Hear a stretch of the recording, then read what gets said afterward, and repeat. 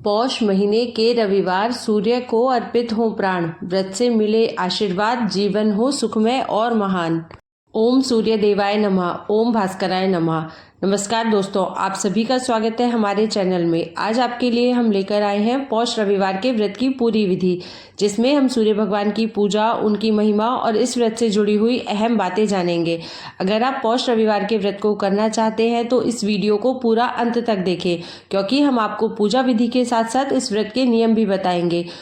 तो चलिए वीडियो को प्रारंभ करते हैं। तो सबसे पहले जानते हैं कि पौष रविवार व्रत करने के क्या लाभ होते हैं। तो देखिए, सूर्य भगवान सभी ग्रहों के स्वामी माने जाते हैं। उनका पूजन करने से व्यक्ति की ग्रह स्थिति सुधरती है, जिससे जीवन में बाधाएं कम आती हैं और सफलता की दिशा में बढ़ने का मार्ग प्रशस्त होता है। सूर्य को आत्मा का कारक माना जाता है। सूर्य की उपासना से व्यक्ति के आत्मविश्वास में वृद्धि होती है, जिससे वह अपने जीवन के हर क्षेत्र में सफलता प्राप्त कर सकता है। सूर्य का आशीर्वाद स्वास्थ्य के लिए लाभकारी होता है। नियमित सूर्य पूजा से शारीरिक और मानसिक स्वास्थ्य में सुधार आता है। यह रोगों से सुरक्षा प्रदान करता है और शरीर को ऊर्जा प्रदान करता है। और सूर्य भगवान की पूजा से घर में समृद्धि और सुख। सूर्य भगवान की पूजा और रविवार का व्रत करने से आर्थिक संकटों से मुक्ति मिलती है और जीवन में सकारात्मकता का अनुभव होता है। सूर्य पूजा से परिवार के सदस्यों का कल्याण भी होता है और सूर्य भगवान की पूजा से करियर में उन्नति होती है। जो लोग नौकरी या व्यवसाय में समस्याओं का सामना कर रहे होते हैं, उन्हें इस व्रत को करने से शुभ परिणाम मिल सकते हैं। पौष रविवार के व्रत की पूजा मुख्य रूप से सूर्य देव की उपासना पर आधारित है। यह व्रत विशेष रूप से सूर्य के मास में अर्थात पौष के महीने में किया जाता है। इस व्रत में सूर्य की पूजा बहुत खास होती है और इसे दिन के किसी भी समय, विशेष रूप से सूर्य उदय के समय किया जा सकता है या फिर आप दोपहर 12 बजे से पहले पहले इस पूजा को कर लें। सूर्य भगवान की पूजा सूर्य की रोशनी में ही करनी चाहिए, चाहे सूर्य सीधे दिखाई दे या ना दिखाई दे। अगर जैसे अब सर्दियों के मौसम में धुंध बहुत होती है, तो धुंध के कारण अगर सूर्य नहीं दिख रहा है, तब भी हमें सूर्य की रोशनी में ही यह पूजा करनी चाहिए, क्योंकि सूर्य का अस्तित्व हम सभी को ज्ञात रहता है, तो उसी समय हमें पूजा करनी चाहिए। तो सबसे पहले पूजा स्थल की तैयारी करें। एक चौकी पर लाल वस्त्र बिछाएं, क्योंकि सूर्य को लाल रंग प्रिय है। अगर आपके पास सूर्य भगवान की फोटो या तांबे का सूर्य है तो उसे गंगाजल से स्नान कराकर चौकी पर स्थापित करें। अगर यह दोनों ही नहीं है तो आप सूर्य भगवान की पूजा साक्षात सूर्य देव की उपासना करके भी कर सकते हैं, क्योंकि सूर्य भगवान और चंद्रदेव दो ऐसे देव हैं जो हमेशा हमारे पास साक्षात रूप से विद्यमान रहते हैं। अब बात करते हैं पूजन सामग्री की। अक्षत का आसन देकर के आप चौकी पर सूर्य भगवान की फोटो या प्रतिमा स्थापित करेंगे। इसमें आपको याद रखना है कि जो आप फोटो लेंगे वह सूर्य भगवान की सिर्फ गोलाकार की फोटो होनी चाहिए, उसमें सूर्य भगवान के पैर नहीं होने चाहिए। दूसरा, आप लेंगे गणेश भगवान की प्रतिमा या फोटो। अगर आपके पास गणेश भगवान की प्रतिमा या फोटो नहीं है तो आप सुपारी के गणेश जी भी रख सकते हैं। आप सुपारी पर कलावा लपेटें और मन में ऐसा ध्यान करें कि इसे मैं गणेश जी के रूप में स्थापित कर रही हूँ, और उसे गेहूं का आसन देकर या चावल का आसन देकर के स्थापित कर दें। उसके बाद एक तांबे का लोटा लेते हैं। अब उसमें थोड़ा सा गंगा जल डालेंगे और उसके बाद उसमें गुड़ डालते हैं। सूर्य भगवान की उपासना में गुड़ का बहुत अधिक महत्व होता है। उसके बाद में हम इसमें थोड़ा सा लाल चंदन डालते हैं। लाल रंग की वस्तुएं ज्यादा प्रयोग में लाई जाती हैं सूर्य भगवान की पूजा में। और उसमें थोड़े से अक्षत, हो सके तो लाल रंग के रोली से रंग ले। अक्षत नहीं है तो आप गेहूं भी डाल सकते हैं। लाल रंग का फूल हो, लाल गुलाब हो। वैसे सूर्य भगवान की पूजा में गुड़हल के पुष्प का बहुत अधिक महत्व होता है। वह मिल जाता है तो आप वह रखें। उसे हम भगवान सूर्य के पास में रख देंगे। यहाँ पर एक धूप दीप की हम स्थापना करते हैं। और यह जो पूजन है हमें लाल रंग के आसन पर बैठकर करना चाहिए। सुबह स्नान आदि करने के बाद में लाल वस्त्र पहने। अगर लाल वस्त्र नहीं है तो पुरुष अपने हाथ में लाल कलावा बांध सकते हैं और स्त्रियां हाथों में लाल चूड़ियां पहनकर इस पूजन को कर सकती हैं। सबसे पहले हम धूप दीप प्रज्वलित कर देंगे। उसके बाद जल का छींटा दे करके सभी को स्नान करवा देंगे। उसके बाद में लाल चंदन से गणेश भगवान को हम टीका करेंगे, अक्षत अर्पित करेंगे और दूर्वा अर्पित करेंगे। भगवान गणेश जी को भी लाल फूल अर्पित करेंगे। गुड़हल का पुष्प गणेश भगवान जी को भी अत्यधिक प्रिय है। हो सके तो वह अर्पित कर दें, लेकिन अगर आपको गुड़हल का पुष्प नहीं मिलता है तो आप लाल गुलाब का पुष्प अर्पित कर दें। और अगर आपको वह भी नहीं मिलता है तो गेंदे के फूल सर्दियों में आसानी से मिल जाते हैं, तो लाल गेंदे का फूल अर्पित कर दें। इसके बाद हम सूर्य भगवान को भी तिलक करेंगे। उनकी जो भी किरणें हैं उनको भी तिलक करेंगे।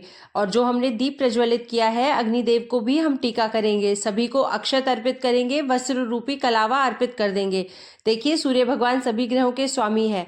यदि हम सूर्य भगवान की उपासना उपासना करते हैं तो सभी ग्रह हमारे ठीक रहते हैं। देखिए, सूर्य भगवान की पूजा में जो हम कलश इस्तेमाल करते हैं, जो कलश से हम जल चढ़ाते हैं, वो तांबे का ही होना चाहिए।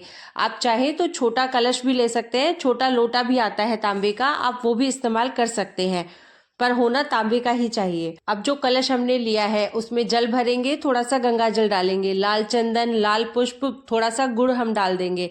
अब हम उसको तिलक करके उसका भी पूजन कर लेंगे।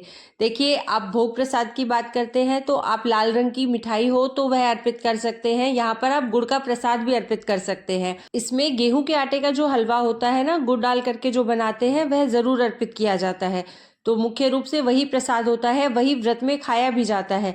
गुड़ की खीर भी आप बना करके अर्पित कर सकते हैं। कोई भी लाल रंग की मिठाई आप अर्पित कर सकते हैं, या आप कोई भी लाल रंग का फल भी अर्पित कर सकते हैं। लाल रंग के फल में सेब, अनार कुछ भी अर्पित किया जा सकता है, पर हाँ, इस व्रत में अनार खाया नहीं जाता है, परंतु आप सूर्य भगवान की पूजा में अर्पित जरूर कर सकते हैं। तो देखिए, यह हो गई भोग की बात। अब उसके बाद में आप क्या करेंगे, उसके बाद में हाथ में थोड़े से गेहूं लेंगे या फिर अक्षत लेंगे और आप पौष रविवार की व्रत कथा सुनेंगे। यदि आपने व्रत किया है तो कथा आप जरूर ही सुनेंगे, लेकिन यदि आपने व्रत नहीं भी किया है तो भी आप इस प्रकार से पूजन कर सकते हैं और व्रत कथा सुन सकते हैं, तो भी आपको अपने जीवन में बहुत ही शुभ परिणाम देखने को मिलेंगे। कथा सुनने के बाद आप सूर्य भगवान के मंत्रों का जाप कर सकते हैं, आदित्य हृदय स्त्रोत का पाठ कर सकते हैं। सूर्य भगवान के जो 12 मंत्र है, 12 नाम है, उनका भी आप यहाँ पर जाप कर सकते हैं। आप चाहे तो यहाँ पर छोटा सा हवन भी कर सकते हैं। देखिए, यदि आप भी सूर्य की तरह चमकना चाहते हैं, सूर्य की तरह आप खुद की पहचान बनाना चाहते हैं, मान, प्रतिष्ठा, प्रमोशन इत्यादि चाहते हैं, आरोग्यता लाना चाहते हैं अपने जीवन में, रोजगार की प्राप्ति चाहते हैं, तो हमें पौष रविवार का व्रत पूजन अवश्य करना चाहिए। इसके बाद में हम आरती करेंगे, प्रार्थना करेंगे और उसके बाद में जो भी आपकी सामर्थ्य हो वह दक्षिणा यहाँ पर जरूर अर्पित करेंगे। इससे हमारी पूजा में जो भी कमी रह जाती है वह संपूर्ण हो जाती है। अंत में क्षमा याचना आवश्यक रूप से कर ले, तो ऐसे में हमारा पूजन संपूर्ण हो जाता है। उसके बाद में जो हमने यहाँ पर कलश जल भर करके रखा था उसका हम अर्घ्य दे देते हैं। भोग प्रसाद को हम परिवारजनों में वितरित कर देते हैं और इस चौकी को आप पूजा के थोड़ी देर बाद हटा सकते हैं। देखिए, सूर्य भगवान की उपासना में सूर्य को अर्घ्य देना सबसे बड़ी पूजा मानी जाती है, तो आप तीनों समय अर्घ्य दे सकते हैं। इसी प्रकार से आप जल का लोटा तैयार करें और सुबह, दोपहर, शाम तीनों समय आप अर्घ्य दे सकते हैं। लेकिन यदि तीनों समय संभव ना हो तो एक समय तो आपको अर्घ्य जरूर ही देना चाहिए। देखिए, अब जो दक्षिणा है आप किसी कन्या को या फिर किसी जरूरतमंद को दान दे सकते हैं। अनाज को आप पशु पक्षियों को खिला सकते हैं। जो भी भोग आपने चढ़ाया है वह आप परिवारजनों में वितरित कर दे। थोड़ी देर बाद पूजा के तो आप पूजा की चौकी को हटा सकते हैं। आप चाहें तो इसी प्रकार से प्रत्येक रविवार को भी पूजन कर सकते हैं, या फिर पौष रविवार विशेष माने जाते हैं। पौष रविवार में तो हमें ऐसे पूजन करना ही चाहिए। अब हम जान लेते हैं कि हमें व्रत कैसे करना चाहिए, व्रत के क्या नियम होते हैं। तो देखिए, इस व्रत में नमक पूर्णतया वर्जित होता है। इन्हें अलूने व्रत कहा जाता है, अलूने रविवार के व्रत कहा जाता है। आप इसमें तेल भी ग्रहण नहीं कर सकते हैं। घी से बना हुआ भोजन ही आप इसमें ग्रहण करें। बिना नमक का घी से बना हुआ भोजन आप ग्रहण कर सकते हैं। और इस व्रत में खट्टा भी नहीं खाया जाता है, यानी कि अनार का सेवन भी इस व्रत में नहीं किया जाता है। कहीं कहीं पर तो अदरक भी इस व्रत में नहीं खाया जाता है। तो आप क्या खा सकते हैं, आप गेहूं का दलिया, गुड़ का पराठा भी खा सकते हैं, गुड़ की खीर खा सकते हैं, और कड़ा प्रसाद गेहूं के आटे का और गुड़ का हलवा बना करके भी आप खा सकते हैं। लाल रंग के भोग प्रसाद को आप ग्रहण करें। गेहूं और गुड़ से बने हुए भोग प्रसाद को इस व्रत में खाया जाता है। इस व्रत में सूर्यास्त होने से पहले पहले यह मीठे अन्न का भोजन खा लिया जाता है। सूर्यास्त होने के बाद इस व्रत में कुछ भी नहीं खाया जाता है। दिन में आप दूध, चाय, फल, जूस इत्यादि ले सकते हैं। तो दोस्तों, इस प्रकार से हमने पौष रविवार के व्रत की पूजा विधि और नियमों को जाना। हमें उम्मीद है कि यह वीडियो आपके लिए लाभकारी रहा होगा। अगर आपको यह वीडियो अच्छा लगा हो तो कृपया इसे लाइक और शेयर करें। चैनल को सब्सक्राइब करना ना भूलें और नीचे कमेंट बॉक्स में सूर्य भगवान की जय अवश्य लिखें। सूर्य देव की कृपा से हमारे जीवन में उजाला हो और हम सभी को सफलता, सम्मान और शांति प्राप्त हो।